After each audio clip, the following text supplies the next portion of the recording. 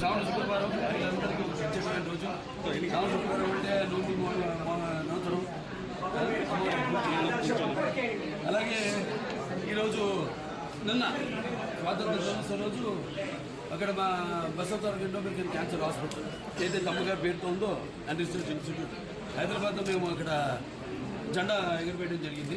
అందుకని నేను ఇక్కడ కావడం ఇవాళ నాన్నగారి పేరుతో నిన్న అమ్మగారి పేరుతో ఉన్న ఆసుపత్రిలో జెండా దూరం చేయడం ఇవాళ అనుకోకుండా ఇక్కడ అన్న క్యాంటీన్ అదే ఏదైతే అన్న అంటే ఎవరు ఇంకా అంత మరి దానికన్నా మరి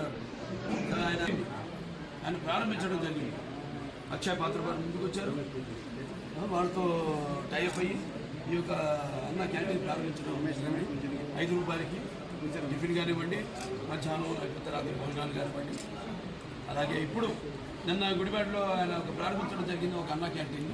ఇవాళ రాష్ట్రం మొత్తం 100 క్యాంటీన్లు, 99 క్యాంటీన్లు ఇవాళ ఈరోజు, అంటే 99 100 క్యాంటీన్లు. ఇంకా అంచెల వారీగా రాష్ట్రం అంతా కూడా ఈ యొక్క విస్తరించి ఈ యొక్క అన్న క్యాంటీన్ని ఎలాగైతే పూర్వం అలాగే ఈ అన్న క్యాంటీన్ని నడపడం జరుగుతుంది.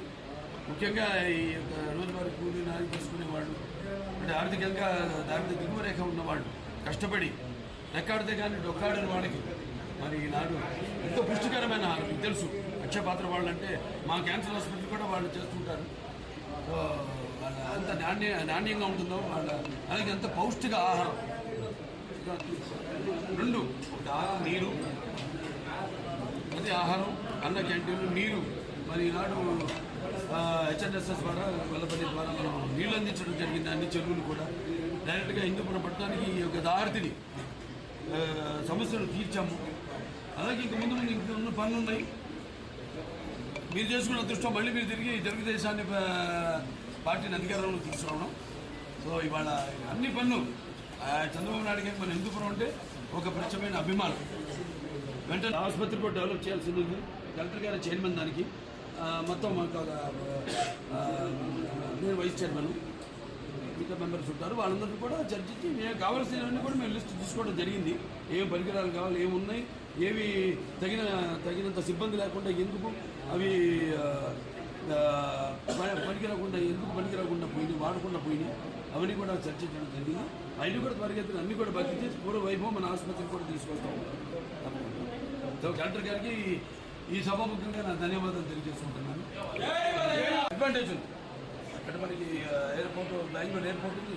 ఇంకా 2-3 రోజులు కూడా మేము అది కూడా నేను త్వరగతిని వాళ్ళని కలిసి కేంద్ర ప్రభుత్వాన్ని కూడా సోమందేపల్లి నుంచి యలాంకాకి రోడ్ అయితేనేమి అవన్నీ అయితే ఇంకా దగ్గరికి మనకి డిస్టెన్స్ అవుతుంది.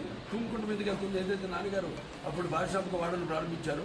ఇలా అన్నీ కూడా అంటే ఏం లేదు సార్, ట్రాన్స్పోర్టేషన్ అన్నీ కలిస్తేనే జనం బ్రాండ్ ఉంది, చంద్రబాబు నాయుడు గారి బ్రాండ్ ఉంది. ఎలాగో ఇవన్నీ కలిస్తేనే ఒక అద్భుతం జరుగుతుంది. సో అద్భుతం త్వరగతిన చేస్తామని ఈ సందర్భంగా తెలియజేస్తాం. చూద్దామని తీసుకెళ్ళా ఆయన పిలిచి తీసుకెళ్ళాం. అంతవరకు మరి అటువంటి నిర్ణయం తీసుకుంటే దాన్ని మేము కట్టుబడి ఉంటాం. పేరు మాత్రం అదే ఉంచమన్నాం. నా పేరుతన సత్యసాయి జిల్లా పేరు మాత్రం అదే ఉంచమన్నాం. జిల్లా హెడ్ క్వార్టర్స్గా పరిగణించమన్నాం. దానికోసం